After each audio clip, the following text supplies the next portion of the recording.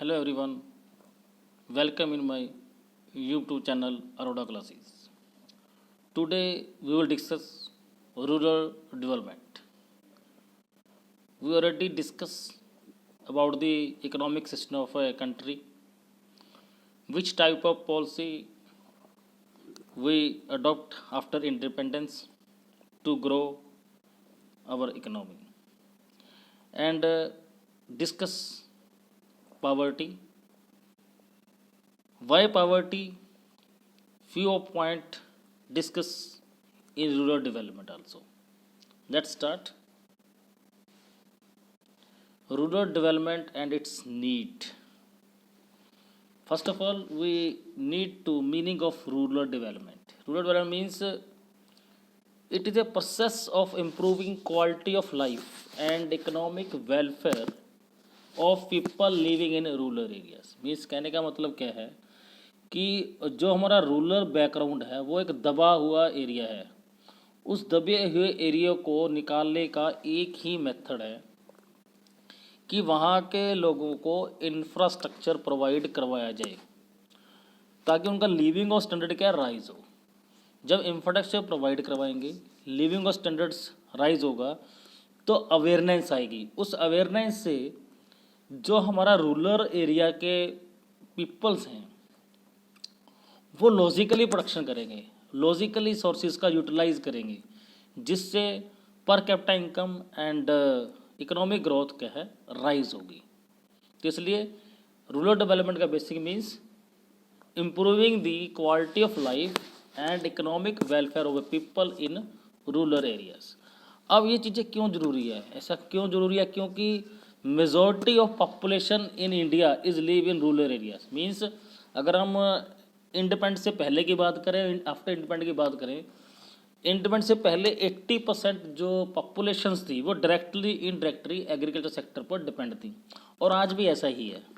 आज भी हमारी इकोनॉमी क्या है टोटली रूरल एरिया के अंदर सर्वाइव कर रही है. Directly indirectly they are getting employment opportunities in rural areas.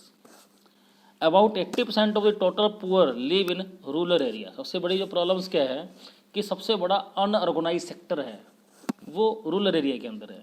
वहाँ पर गवर्नमेंट फैसिलिटीज़ वो अच्छे तरीके से पहुँच नहीं पाई हैं. क्यों नहीं पहुँच पाई हैं? क्योंकि कुछ लोगों ने इसको हाईजैक कर लिया है. दूसरा इसका रीज़न क्या है कि जो पुअर सेक्शन है वो इलिटरेट भी है और अनअवेयर भी है. जिस कारण से 80% जो पुअर है वो रूरल एरिया के अंदर है. उनका मेन जो ऑक्यूपेशन है वो एग्रीकल्चर है, और एग्रीकल्चर्स को डेवलप किए बिना हम रूरल डेवलपमेंट के बारे में सोच भी नहीं सकते. Means agriculture development is first requirement to increase the quality of life of people in rural areas. If we increase the agriculture productions, does it directly affect on employment opportunities and increase the contribution in the GDP. इसलिए हमें ज़रूरत है rural development की. तो इन चीज़ों को देखकर ही हमें क्या करना होगा, रूरल डेवलपमेंट के लिए पॉलिसीज़ अडॉप्ट करनी पड़ेगी. अब रूरल डेवलपमेंट में रिक्वायरमेंट क्या है, लेट्स डिस्कस. की इशू इन रूरल एरियाज. क्या रिक्वायरमेंट्स है? मीन्स कि किन चीज़ों को हम अडॉप्ट कर रहे हैं और हमें करने की ज़रूरत है. हमने जो इमीडिएट एक्शन लेना है, और आफ्टर इंडिपेंडेंस इंडिया ने लिया भी है, कुछ हद तक हमने इम्प्रूवमेंट भी की है. जैसे डेवलपमेंट ऑफ ह्यूमन रिसोर्सेज, हमें जो ह्यूमन डेवलपमेंट है वहाँ पर हमने क्या सेटअप करना है, literacy, education, health, sanitation, skill development. इन चीज़ों को हमें डेवलप करने की ज़रूरत है, क्योंकि ये आज भी 70 ईयर इंडिपेंडेंट के बाद भी India rural area face that particular infrastructures. वहाँ एजुकेशन फैसिलिटी बढ़िया नहीं है, लिटरेसी रेट अच्छा नहीं है, हेल्थ फैसिलिटीज़ नहीं है, उनको शहरों की तरफ भागना पड़ता है. सैनिटेशन के तो हाल पूछा ही ना, बहुत बुरे हालात हैं इनके. स्किल डेवलपमेंट नहीं है. तो हमें इन चीज़ों को प्रमोट करने की ज़रूरत है. हाँ, इम्प्रूवमेंट ज़रूर हुई है, लेकिन जिस रेट से इम्प्रूवमेंट की रिक्वायरमेंट थी उस रेट से कम इम्प्रूवमेंट हुई है। Development of local productive resources, जो हमारे लोकल प्रोडक्टिव सोर्सेज है हमने उनको छोड़ते जा रहे हैं, मॉडर्न टेक्निक्स को यूज़ किया है। Over utilisation of modern techniques decrease the fertility power of soil also, ये भी एक बड़ा इम्पैक्ट पड़ा है। हमें लोकल प्रोडक्टिव रिसोर्सेज को डेवलप करने की ज़रूरत है ताकि हम अपने इन्वायरमेंट को रिचार्ज भी कर सकें।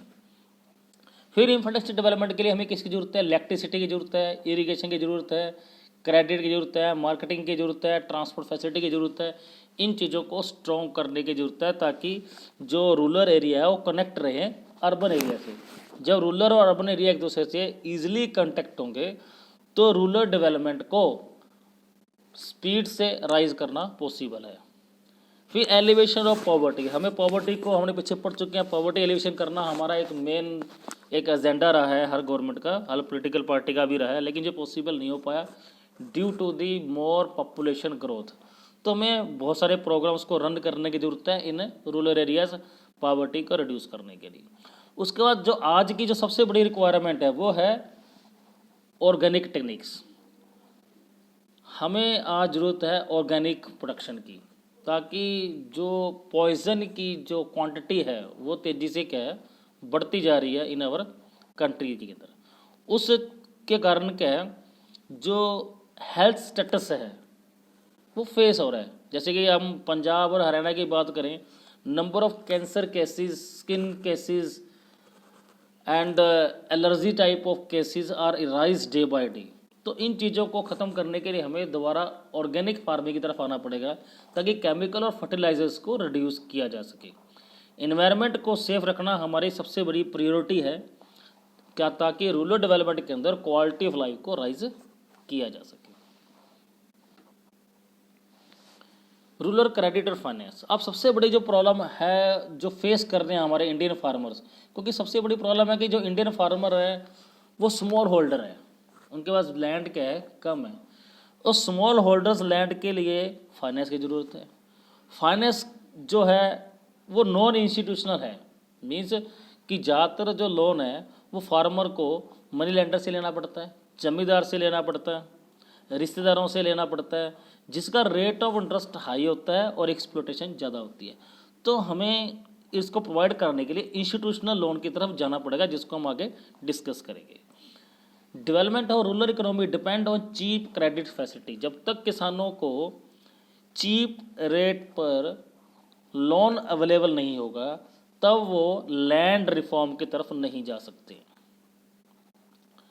Farmers need credit to meet their requirement of agriculture inputs, उनको सीड चाहिए, फर्टिलाइजर चाहिए, टूल्स चाहिए, ट्रैक्टर चाहिए, थ्रेशर चाहिए, इन सभी चीज़ों के लिए उसको चीप रेट पर इंटरेस्ट पर लोन की ज़रूरत है।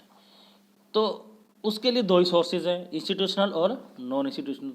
अगर वो नॉन इंस्टीट्यूशनल को यूज़ करता है तो वो ऋण के जाल में फंस जाता है, सालों साल निकल जाते हैं, वो लोन ही नहीं चुका पाता। तो इस बर्डन को ख़त्म करने के लिए हमें इंस्टीट्यूशनल लोन की ज़रूरत है। उसको 3 टाइप के लोन की ज़रूरत है, शॉर्ट टर्म क्रेडिट के लिए, मिड टर्म क्रेडिट के लिए एंड लॉन्ग टर्म क्रेडिट के लिए। अब जो शॉर्ट टर्म का मतलब क्या है, शॉर्ट टर्म का मतलब क्या है कि Indian farmer require credit period up to 15 month for buying seeds, fertilisers and wage payment. उसको लैंडलेस वर्कर को वेज भी देना है, फर्टिलाइजर्स भी बाई करनी है, सीड्स भी चाहिए उसको, तो इसके लिए उसको 15 month तक क्रेडिट की ज़रूरत है। जैसे ही फसल हार्वेस्टिंग होगी वो सेल करेगा उसको, उससे वो उसको पे कर देगा, तो किसान की प्रॉब्लम सॉल्व हो जाएगी। दूसरा उसको चाहिए medium term credit, it require from 15 month to 5 year for buying pump set, land reforms, यानी कि 15 month to 5 year मंथ के लिए। और अगर ऐसा लोन वो नॉन इंस्टीट्यूशनल लेंगे तो उसका रेट ऑफ इंटरेस्ट ज़्यादा हाई होता है, तो एक्सप्लोटेशन बढ़ेगी। तो हमें इसको कंट्रोल करना है, ये हमें इंस्टीट्यूशनल बैंकों के थ्रू करना पड़ेगा। और स्मॉल जो माइक्रो फाइनेंसिस हैं, स्थितियाँ हैं गवर्नमेंट ने सेटअप करी हैं, उनके द्वारा इसको पूरा किया जा सकता है। तो इसके लिए हमें ये ज़रूरत है। थर्ड चाहिए हमें लॉन्ग टर्म। लॉन्ग टर्म का मतलब 5 year to 20 year for buying machine, tractor लेना है, थ्रेशर लेना है, तो इस मशीन के लिए उसको इंस्टॉलमेंट पे लेस रेट ऑन ट्रस्ट पे रिक्वायरमेंट है, तो वो कौन प्रोवाइड करे? वो गवर्नमेंट की ड्यूटीज़ बनती है। अगर गवर्नमेंट क्या है, short term loan, medium term, long term की फैसिलिटीज़ इनको अप टू डेट प्रोवाइड कराए तो गारंटेड है फैसिलिटीज़ बढ़ेगी। लेकिन ये ज़रूरी नहीं है अकेला, इसके साथ साथ अवेयरनेस की ज़रूरत है, इसके साथ साथ नॉलेज की ज़रूरत है, क्योंकि इंडियन फार्मर है वो इलिटरेट्स है। बहुत सारे फार्मर को खेती करने के तरीके पता होते हुए भी वो उसको यूटिलाइज नहीं करते हैं, क्योंकि वो एक दूसरे को देखकर या कॉपी करके फर्टिलाइज़र को या केमिकल को यूटिलाइज करते हैं, जिस कारण से लैंड की जो पावर है वो डे बाय डे रिड्यूस हो रही है। उनको नॉलेज, इसके लिए गवर्नमेंट ने बहुत सारे प्रोग्राम भी सेटअप किए हैं। ऐसा नहीं है गवर्नमेंट ने किया नहीं है, रेडियो चैनल बनाए हैं, टीवी पर खेती बाड़ी प्रोग्राम आता है, एंड एग्रीकल्चर यूनिवर्सिटीज़ हैं। तो हमें अगर एग्रीकल्चर डेवलपमेंट, रूरल डेवलपमेंट को लेके आना है तो सिर्फ हमने एक ही जो सिस्टम है उसको सेट नहीं करना है, बहुत सारे तरीके हैं इसको सेटअप करने की। क्रेडिट भी है, नॉलेज भी है, एंड इन्वायरमेंट ऑफ गवर्नमेंट भी रिक्वायरमेंट है, हमें इसको कॉपरेट भी बनाना पड़ेगा। इस तरह से हम रूरल डेवलपमेंट को टारगेट को अचीव कर सकते हैं। लोन आगे हम इस टॉपिक के बाद हम डिस्कस करेंगे इंस्टीट्यूशनल एंड नॉन इंस्टीट्यूशनल में क्या डिफरेंस है। ये already we are discuss in 10th class also. Thank you, have a nice day. If you have any problem please discuss with me.